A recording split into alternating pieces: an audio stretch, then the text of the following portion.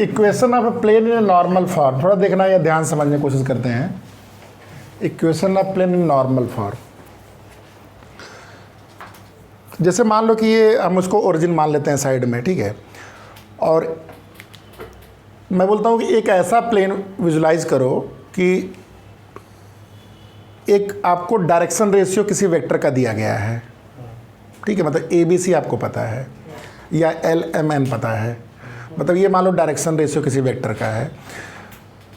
मैं बोलता हूँ कि ये जो एक प्लेन ऐसा जो बनेगा जो इस ये जो वेक्टर है इसके परपेंडिकुलर बनेगा।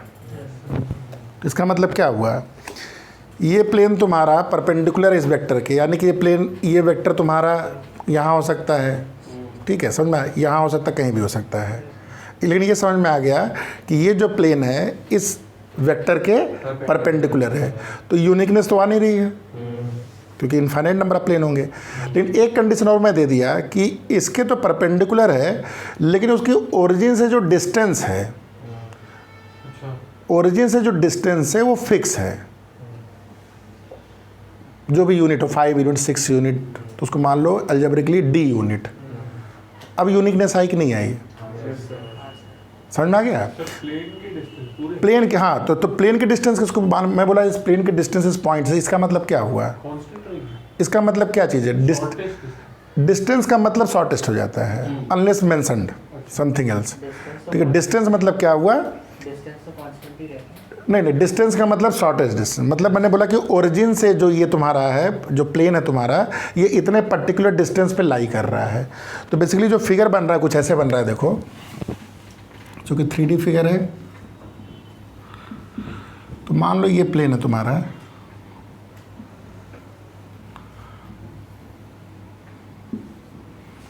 विजुलाइज कर पा रहे हो ये? हाँ, ये प्लेन मतलब ऐसे करके प्लेन कट किया है, ऐसे करके स्लैंटिंग है, उधर भी कट किया है, उधर भी और इधर भी, ठीक है, इस पॉइंट पे तीनों कट किया है। हाँ, ये प्लेन में बेसिकली एक्सटेंड होता जाएगा ना, प्लेन साइड है या वो पूरा? ये देखो, ये एक्सिस हो गया, जैसे मान लो ये तुम्हारा एक्सिस हो गया, ठीक है, एक्सिस हो गया। एक प्लेन तुम ऐसे करके कट करो, ऐसे करके, तो इस पॉइंट पे मीट कर रहा है, इस पॉइंट पे मीट कर रहा है, उस पॉइंट पे मीट कर रहा है, वहाँ मीट कर रहा है, तो हाँ, ये जो ट्रायंगल ये आपका प्लेन है, समझ में आ गया, तीनों एक्सिस पे कट कर रहा है ये, क्लियर? अच्छा, इसका क्या दिया गया, इसका आपका परपेंडिकुलर डिस्टेंस प्लेन का दिया गया है n, ये D दिया गया है। अब ये समझ में आ रहा है, ये जो पॉइंट कहाँ पे है, ये पॉइंट, ये पॉइंट कहाँ पे है, अगर प्लेन ऐसे तो ऐसे है ओरिजिन, ये n कहाँ पे है, प्लेन में लाइक प्लेन पर लाई कर रहा है, ये समझ में आ रहा है कि नहीं आ रहा है? हाँ, बस इतना पूछ रहे थे। हाँ, यही पूछ रहा था, मतलब ये तो क्लियर है ना कि ये हवा में दिख रहा है आपको, लेकिन वो प्लेन पे है। प्लेन है तो इधर है ना पॉइंट, सर नहीं समझ गए सर, समझ गए। अरे ये जो प्लेन ऐसे कट किया ऐसे करके, तो जो ओरिजिन से तुमने परपेंडिकुलर जो ड्रॉ किया वो कहीं जाके मीट करेगा प्लेन को ना, कहीं जाके हिट करेगा ना, उसको मैंने n बोल दिया है, उसकी डिस्टेंस कितना हो गया, D हो गया, ठीक है, क्लियर? Yes sir. ये जो ट्रायंगल लो, तो एक तो आपको दिया गया D, मतलब D क्या है आपका, शॉर्टेस्ट डिस्टेंस, शॉर्टेस्ट वर्ड लिखी दो, shortest distance of plane from origin, मतलब इसको मैं ON लिख दिया, ठीक है। और दूसरा क्या चीज़ दिया गया था, इस प्लेन के परपेंडिकुलर जो वेक्टर है उसका चाहो तो ABC बोल दो, मतलब डायरेक्शन रेशियो या डायरेक्शन कोसाइन। तो ये जो वेक्टर, और तो ये पहली चीज़ दिया गया, और दूसरा क्या दिया गया है कि वेक्टर गिवन, वेक्टर कौन सा प्लेन का vector? Vector is perpendicular to the plane, a vector given that is, हाँ, that is perpendicular to plane, जिसका डायरेक्शन रेशियो ABC मान लो या डायरेक्शन कोसाइन LMN मान लो, ठीक है। सर वो दोनों पैरेलल होंगे ना फिर? कौन सा? तो मान लेते हैं ये जो वेक्टर दिया है, ये जो वेक्टर आपका है, इसको आप इसको आप एन कैप लिखा है। एन कैप मतलब क्या है? ये वाला एन नहीं है, ये नॉर्मल जो वेक्टर है, मतलब unit vector in the normal direction. मतलब ये क्या है? नॉर्मल वेक्टर का जो नॉर्मल वेक्टर, तो unit vector basically, normal unit vector. वो एरो ये एन कैप, इसको डिनोट किया जा रहा है किससे? एन कैप से। मतलब इस डायरेक्शन में जो यूनिट वेक्टर है या ये वेक्टर है, ये तुम्हारा एन कैप है। जो भी वेक्टर है उसका क्या है? वो यूनिट वेक्टर है। तो vector which is perpendicular to the plane, that is denoted as in vector language as N cap. Clear है? Yes, yes. ये ABC वाला नाम एनकैप कौन सा है? ABC तो वो है डायरेक्शन रेशियो और डायरेक्शन कोसाइन है। वो एन के साथ तो उसको वेक्टर को बोलते हैं वो है अलग है। एन इसलिए लिखा गया क्योंकि नॉर्मल है। एन इसलिए बोला कि नॉर्मल है, नॉर्मल वेक्टर का यूनिट वेक्टर है वो। तो तुमसे अगर पूछा गया कि ओ एन वेक्टर कितना होगा, जरा बताओ ओ एन वेक्टर कितना होगा? इसको हम ऐसे लिख सकते हैं डी इंटू एन कैप है। डी आपका क्या है? मैग्नीट्यूड। एन क्या है आपका? जो वेक्टर है आपका परपेंडिकुलर। सर पर ओएन वेक्टर एन पे एन वेक्टर है। एन पे एन वेक्टर, एन कैप किस ये पोजीशन वेक्टर हो गया। एन कैप एन पे है या कहीं और पॉइंट है प्लेन पे? एन कैप उसका डायरेक्शन है ना। अब तुम्हें अगर प्लेन पे इक्वेशन निकालना, तो जब भी इक्वेशन निकालनी होती है ना, तो ये कोई जनरल पॉइंट हम लेते हैं, कोई भी एक पॉइंट इस प्लेन पे। इसको मैं बोलता हूँ, चलो ये इस वेक्टर का नाम पोजीशन वेक्टर आर है। मान लो एक point P, suppose a point P is taken on the plane and position vector of P is R vector. Yes sir. Clear? कोई भी रैंडम पॉइंट। तुम्हें जब भी किसी चीज़ का जनरल इक्वेशन निकालना होता है या लोकस निकालना होता है, तो उस पर एक जनरल पॉइंट लेते हैं। अब तुम्हें एक कंडीशन निकालनी पड़ती है कि किस कंडीशन में पी चल सकता है। तो तुमसे मैं पूछो कि पी एन वेक्टर कितना होगा या एन पी वेक्टर कितना होगा? मतलब O P minus O N. N P vector तुम्हारा गारंटीड इस प्लेन पे होगा कि नहीं होगा? बताओ। होएगा गारंटीड। दोनों स्क्वायर वो पी कहाँ पे है? वो प्लेन पे है। अच्छा प्लेन पर है। मतलब ऐसे तो हजारों पी बैठे हैं, मैं उस पी की बात कर रहा हूँ। वही पी लेना है जो प्लेन पे रहना चाहिए। मतलब अगर ये प्लेन मेरा, ये प्लेन है, ये प्लेन मेरा, तो ये नहीं कि पी तुम कहीं भी ले लो, पी मैं ऐसी जगह ले रहा हूँ जो प्लेन पे, ये कंडीशन है मेरी। तो एन पी तुम्हारा ओ पी माइनस, तो ओ पी आपका कितना है? Are vector. ओ एन कितना था? टी एन का वेक्टर। हाँ या ना? अब ध्यान से अगली लाइन, जो एन पी वेक्टर होगा, क्या जो ओ एन वेक्टर होगा, दोनों आपस में परपेंडिकुलर होंगे कि नहीं होंगे? हाँ, गारंटीड है।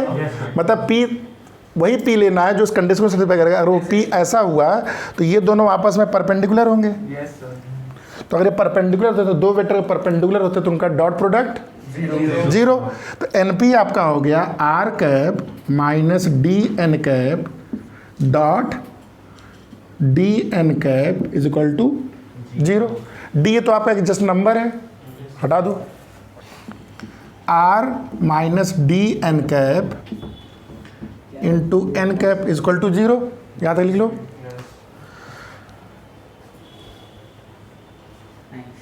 ठीक है, अब जरा इसको मल्टीप्लाई करो। R vector dot N cap minus D N cap dot zero. N dot N नहीं नहीं नहीं one. Unit vector into unit vector, ये क्या हो गया? मतलब इसका काम खत्म हो गया। तो आप इसको मैं ऐसे लिख सकता हूँ डायरेक्टली कि जो R cap dot N, R vector dot N cap होगा, ये डी के बराबर होगा। यहाँ लिख दें। तो लास्ट में मेरा क्या आया? R dot N cap is equal to D. इस पूरे में कहीं क्वेश्चन देखने देखो देखो ध्यान सुनो, हाँ इसमें समझ में नहीं आता तुम लोगों को। देखो ये आर क्या है, कोई भी एक जनरल पॉइंट है, एक्स वाई जेड होगा, ठीक है। ये ऐसा पॉइंट है कि जो इस कंडीशन को ट्रू कर रहा है, ठीक है। इस कंडीशन को ट्रू करने का मतलब क्या हुआ, ये कंडीशन कहाँ से आई है, किस एजम्पशन से आई है कि वो प्लेन पे कि प्लेन पे, मतलब ये इस कंडीशन से आई है। और ये कंडीशन कब होगी, जब वो पॉइंट पी कहाँ होगा, प्लेन पे होगा। यानी कि वो आर, जनरल आर सारे सेटिस्फाई करेंगे जो इस कंडीशन के थ्रू ड्राइव किए गए हैं। इसलिए जो आर वेक्टर होगा वो पी वेक्टर, जो पी पॉइंट है वो तुम्हारा कहाँ लाई कर रहा है, प्लेन पे। क्योंकि ये जनरल इक्वेशन है, यानी कि वेरिएबल है, तो यही तुम्हारा क्या बता देता है, ये तुम्हारा लोकस हो जाता है, यही तुम्हारा इक्वेशन हो जाता है। हाँ बोलो, ऐसा करना। देखो अब देखो ये तुम्हारा कौन सा फॉर्म है, ये वेक्टर फॉर्म है। इसमें डी क्या है, शॉर्टेस्ट डिस्टेंस। अब इसमें थोड़ा कैच सुनो, कैच। अगर कल को मैं इसको ऐसे लिख दिया, कोई एक नॉर्मल सम अदर वेक्टर लिख दिया और मैं यहाँ पे कोई डी लिख दिया, मान लो मैंने ऐसे लिख दिया, तो क्या ये डी है? मतलब इस इक्वेशन को देखते ही तुम बोल सकते हो कि ओरिजिन से उस प्लेन की डिस्टेंस कितनी है, डी। इस केस में क्या मैं बोल सकता हूँ, d into magnitude of n। हाँ क्या बात है। मैंने बोला पढ़ के क्या d by magnitude। इस केस में पूछा गया परपेंडिकुलर डिस्टेंस क्या है ओरिजिन से, तो क्या डी है? नहीं सर, क्योंकि इसको जब तक तुम किस फॉर्म में ले जाओगे, N cap N cap form में। यानी कि इसको, इसका नाम कुछ और दे देते हैं, मान लो मैं इसको पी लिख देता हूँ, तो क्या पी तुम्हारा directly perpendicular distance from origin है? नहीं है। कब तक नहीं होगा, जब तक तुम इसको एन को तुम क्या लिखोगे, इसको ऐसे लिख सकते हो,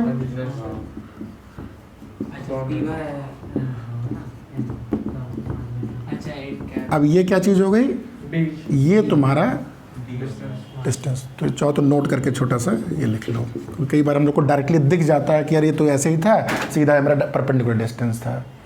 तो यहाँ पे क्या होना चाहिए, ये आपका यूनिट वेक्टर होना चाहिए, ठीक है। तुमने अगला पॉइंट और ध्यान से सुनो। अब इसका मतलब आपको कल को ये वेक्टर ऐसे दिख सकता है, तो ये हो गया आपका प्लेन का वेक्टर फॉर्म। अब जरा इसका आ जाओ कार्टेशियन फॉर्म। कार्टेशियन फॉर्म देखोगे फिर 2D से जहाँ कोरिलेट हुआ तो मेरे ख्याल से आपको क्लियर हो जाएगा पूरा, जहाँ भी थोड़ा बहुत डाउट होगा। आर वेक्टर क्या होता है, X I cap, Y J cap, Z K cap. इसको क्या बोलते हैं, इसको मैं L I cap, M J cap, N K cap लिख सकता हूँ। और ये तुम्हारा हो गया डिस्टेंस, डी है ना, तो डी लिख दिया मैं। डॉट प्रोडक्ट है, तो ये क्या हो गया, एल एक्स, वो n cap है या n वेक्टर है, l i cap। तुम बताओ क्या है। सिस्टम मेरा आगे हाँ ये आपका किस चीज़ का इक्वेशन है, प्लेन। अब मैं अगर इसको जनरल फॉर्म में कन्वर्ट करूं, सर एलिमेंट तो यूनिट वेक्टर सर दो वाई हाँ नहीं ठीक। तो कल को मैं तुमसे बोलता हूँ कि ax plus B Y plus C Z plus D. अब ये डी अलग है, ये डी अलग है, ये तुम्हारा जनरल फॉर्म हो गया किसका, प्लेन का। उस पॉइंट को अब रुक जाओ, पॉइंट पहले ये समझ में आ गया। देखो मैंने एल एक्स एम वाई इसको मैंने इधर किया, उसको मैं नया वेरिएबल लेते हुए फिर नया वेरिएबल करके उसको डी मैंने बोल दिया। यानी कि ये तुम्हारा किसका हो गया, ये तुम्हारा 3 वेरिएबल में लीनियरली ये जनरल फॉर्म हो गया, ठीक है। A X plus B Y plus C Z plus D. X Y Z R cap का वो है पॉइंट है, और A B C N cap. हाँ, अब अगर कहीं भी तुम्हें ऐसी क्वेश्चन देखने का मिला तो इसका मतलब माइनस डी नहीं वो डी अलग है। वो डी अलग है, कुछ वैल्यू ही तो है, डी कांस्टेंट है, वही वैल्यू यहाँ पे है। डी को मैं डी डैश करके फिर डी डैश को डी कर दिया, समझो। यहाँ तो समझ में आ गया। तो यानी कि ये तुम्हारा एक्स वाई 3 वेरिएबल में लीनियर इक्वेशन है और मोस्ट जनरल फॉर्म हो गया। तो इसमें ये जो ए बी सी, देखो किसी भी इक्वेशन में अगर इस तरह दिख रहा है तो ये तो प्लेन गारंटी हो गया। कोफिशिएंट को देखते ही तुम क्या समझ जाओगे, ए बी सी क्या चीज़ है, N cap. A B C क्या है, N cap A B C उस वेक्टर का डायरेक्शन रेशियो है जो है वेक्टर जो है जो- उसका डायरेक्शन वेक्टर का रेशियो जो उस प्लेन के परपेंडिकुलर या नॉर्मल है, हाँ या ना? Yes sir. देखो ये एल एम एन क्या था, एन कैप था ना? एन कैप था ना, ये क्या था, ये क्या था, ये क्या चीज थी, N cap. N cap, vector which was perpendicular to या नॉर्मल टू द प्लेन, उसी को इसमें किए, उसी को इसमें किए। अब एल एम एन तुम्हारा ए बी सी हम लिख सकते हैं, डायरेक्शन रेशियो, डायरेक्शन कोसाइन। तो यानी कि जो कोफिशिएंट्स होते हैं इसमें ये ए बी सी, जैसे कल को मैं एग्जांपल दे दूं, जैसे मैंने बोला 2x + 3y + 4z + 5, ये एक प्लेन का इक्वेशन हो गया। तो इसमें ये 2 3 4 क्या चीज़ है, 2 3 4 वो वेक्टर है, उस वेक्टर का डायरेक्शन रेशियो है जो इस प्लेन के परपेंडिकुलर है। Yes sir. समझ में आ गया? सही इक्वेशन होती है इसकी। हाँ, तो ये आप लिख लो, general most general form of plane हो गया। अब इसको जरा 2D से जरा कोरिलेट करते हैं, सर ABC का direction ratio of the vector which is perpendicular to the plane which is normal to the plane. ठीक है, ठीक है। 2D में हम लोग क्या बोलते थे इसको, ax + by + c = 0। ये किसका जनरल फॉर्म था? तो इसका मतलब जो चीज़ 2D में लाइन होती है, यहाँ पे वेरिएबल x है, वेरिएबल y है, तो बस जहाँ इसमें एक नया वेरिएबल ऐड किए तो लाइन नहीं बनता यहाँ पे, वो यहाँ प्लेन बन जाता है। क्लियर है? ठीक है।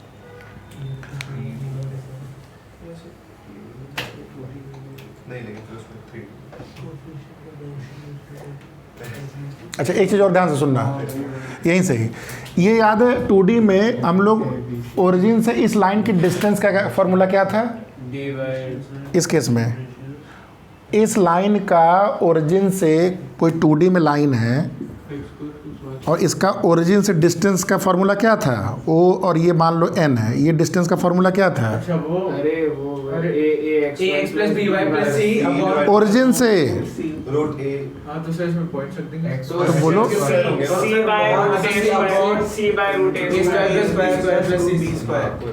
+ याद है? Yes sir.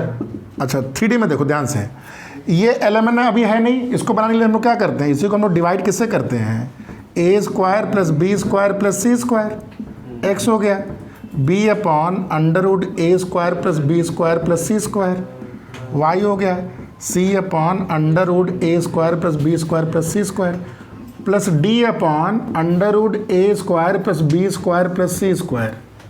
Sir ABC direction ratio थी। डायरेक्शन रेशियो है, तो उसको मैंने क्या बना दिया, डायरेक्शन कोसाइन।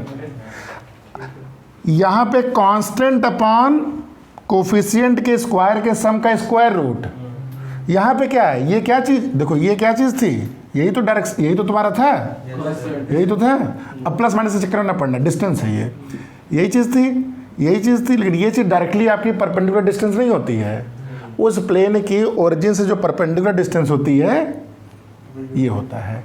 तो देखो कोरिलेट करो, constant term divide by coefficients के स्क्वायर का सम का स्क्वायर रूट। तो बेसिकली कोई भी लाइन, अगर इस तरह की लाइन देखिए, पूछा गया सेंटर ओरिजिन से इसकी डिस्टेंस क्या है, तो शॉर्टेस्ट डिस्टेंस क्या हो जाएगी, d upon √a² + b² + c²। वही जनरल फॉर्मूला है, बस हमने इसमें पॉइंट्स रख दी थी ओरिजिन के। हाँ, स्पेशली याद करने की जरूरत नहीं है। तो वही बोल रहे हैं, कोरिलेट हो गया ना यहाँ पे। और कल को पॉइंट से पूछेगा तो पॉइंट भी जैसे यहाँ पे करते थे, यहाँ भी किसी पॉइंट का डिस्टेंस क्या होता था, तुम्हारा ax1 by1 + c। तो सिमिलरली तुम यहाँ भी कर सकते हो। समझ में आ गया? सर